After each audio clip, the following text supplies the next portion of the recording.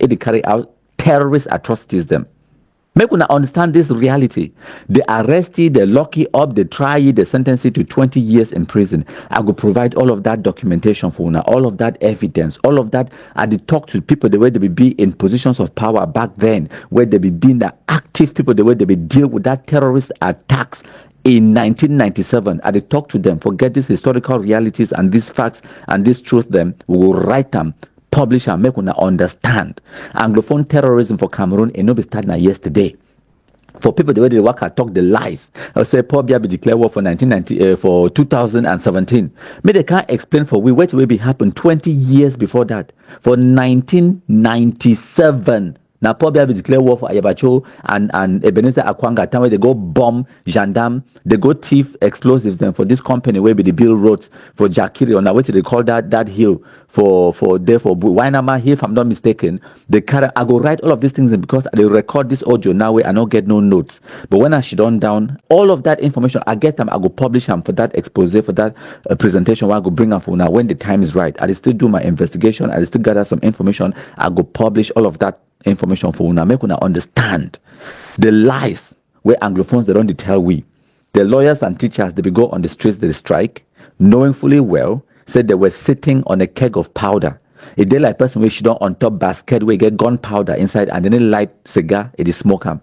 It means that person be suicidal. That's exactly what the Anglophone lawyers and teachers were doing because they know about the SCNC, the SCYL, the terrorist attacks them in the 90s. They know. Said they get this Bamenda declaration, this Boya declaration, and all of these things, the way the SCNCB they do them, many of those things then they were public, they were not hidden.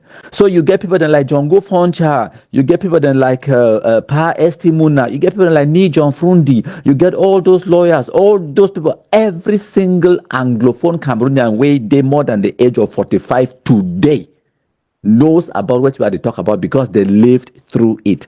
Except for the people the way they don't come out of the country or where they may be too young at that time for be involved or for understand what will be to go on.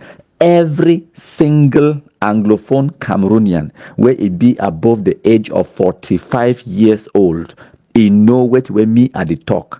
If this information what they give for now today it be new, now because maybe you know be pay attention, or maybe you be grow out of the country, or maybe you be there you out of that area, maybe you be there for Francophone zone when these things they be transpire. When the SDF political party the whole rallies them. Even today they could tell when I say SDF was created as a separatist means, as a step towards separating Cameroon. They could tell when even with my involvement with all these people, Chief Ayaba, Ngalafo, even Frundi himself, and I want to put the record straight, and I've said it several times, we never created the SDF for the purpose of integration in French Cameroon. It was a Southern Cameroon's issue. And I'll tell you now, the debate at that time between two camps, or three, one was saying, oh, we should just integrate there. And we said, why should we integrate? The other camp would say we should go to the bush and fight this whole thing. But couldn't because at that time, it's just like now, it's really uncanny. We're never prepared, there was no army, there was really nothing. The difference though, is that at that time for the founding of the SDF, people are not being sufficiently conscientized. The awareness, most of you here, you were, perhaps at that time you were not, the level of awareness which you have now wasn't there at that time. So even if we started a fight there, we wouldn't have gone anywhere. But this is the right moment. Like they say, God's time is always the best. So it created this moment. So when that spark came in 2016, it didn't take a long time for the thing to catch fire as it were. But again, you saw that even in 2016, the lawyers, civil society were asking, teachers. So you get people the way they talk saying that them even create SDF, no be Niger Frundi. The whole point of SDF as a political party was a step towards separating Cameroon. That's their agenda. It is clear. Make una understand that. Now just say people that like Niger Frundi, they will get proper democratic ideologies, the way they will believe. Say they fit change the system within Cameroon and change Cameroon for make Cameroon a better country. In the 90s, after the presidential election, you get people the way they beg Nijona Begam, say make he declare himself president so that may they go to war. They be begging a Begam. It deny. And now one of the greatest things that way I go forever praise that power for. Despite all our other small differences, them of course no person not be infallible. All human beings they feel make mistakes, and all human beings they get their own weaknesses. Them, but as much as we praise people them for the good things that they do, or we castigate them for the poor bad judgments the way they make we also need for praise them when they do good things. I need you on Frundi. If you want for scale, if you want for put on a scale, the advantages and the disadvantages them, the advantages they all outweigh your disadvantages by far. So you will talk about person where it do something where I like him 80% of the time, and it do something the way I no like him 20% of the time. It prevent civil war for Cameroon because we understand the toll which way it go cost him, and it pay a huge price for that because even your own followers them they be begging and begging. Anglophones they don't always want this thing. They don't always want for carry guns for challenge Cameroon government. They have always wanted it. They be the itch them, they be the scratch and scratch. Say they want. Some of you talking war. You don't even know how to shoot a gun. You don't even know how to shoot a gun. Una here no? Una here. Need your food they talk now for crowd. This one in the early 90s. Say una the talk, say una one carry gun, una one fight war. Una no fit even operate the guns them. Una hear what the population talk. Una na me talk. They say wait, Papa we go learn them. And now why that way by 2014, Anglophones they were in the bushes training how to challenge the Cameroon government. Now with the Anglophones they don't scratch that itch. Say they want for challenge Cameroon government with the Chaka from Kradai guns them. They carry the guns and it backfire. Now this is what will never happen again. Anglophones they no go ever attempt for do this again. This is it. We don't carry the guns and it don't backfire. No single Anglophone in the future for the rest of history it go ever carry guns again against the Cameroon state. It no go ever happen. This was a good thing in the sense it was bound to happen because the people the way they will be amongst the radical ones the way they will talk say we have to carry guns. The other ones they don't foresee the destruction where it come. Even me, I swear to God, I not forever believe them if you be tell me say Anglophones they go carry that gun them and then they go turn them against themselves. I would never have believed it. But guess what? It don't happen. It happened right in front of us. We are seeing it on a day-to-day basis. The Bui massacre, the Guzang massacre, the Madame Ayafo Florence them, the deputy mayors where they don't kill them. One are the one for Bamenda, two the ones for Ngoketunja, the ones for Bui. Now all Anglophones killing Anglophones. The school picking where they kill them. Destruction of roads, hospitals them, destroying Anglophone economic activity. All of these things them, the pain where Amba terrorists don't bring them. 99% of their action, it don't target the Anglophones. So now where we don't finally scratch that itch, where be the itch Anglophones them say they want carry guns. We don't carry them no. We don't fail no. It don't backfire for we no. That is it. Now why that way when they hear someone they talk today now about cessation of hostilities, they are begging for negotiations, they are begging for dialogue because they understand say they don't miscalculate and they don't misfire.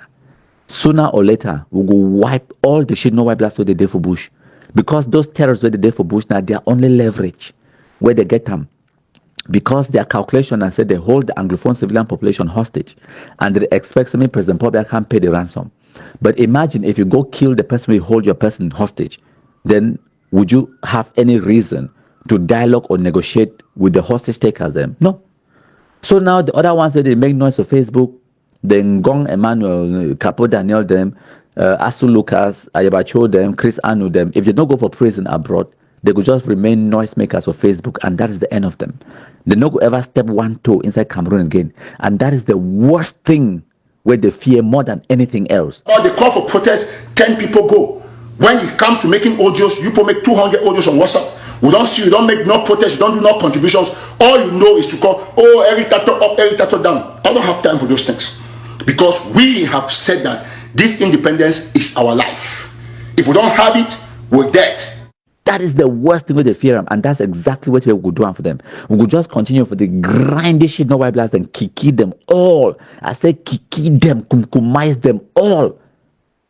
And then the noisemaker for Facebook, they will remain for Facebook, they make noise. No person need to go dialogue or negotiate with una shit, no white blast them. Whether now for Canada, Switzerland, nowhere. When I go prison for that abroad, or una go just remain as noisemakers. That is it. Una don't scratch that itch now. Now the result that Oh Lord, Ambazonians there. They think they dull a sheep. Very dull set of human being there. Ambazonia Têrrōrişç gang. Chai! Must I do that in the sweet man? The pressure. On the 28th of March 1997, I left Ntarinkon and I walked up it was close to the Ntarinkon market. I went to the house of my brother, an extended cousin. I wanted to know if he had a 2-round gun. He said he had one, but it was not with him.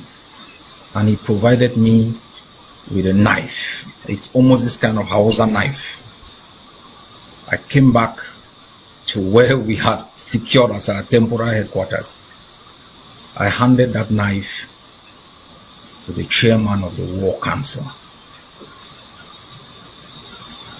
for him to lead an assault on Bafut Gendarmerie Station.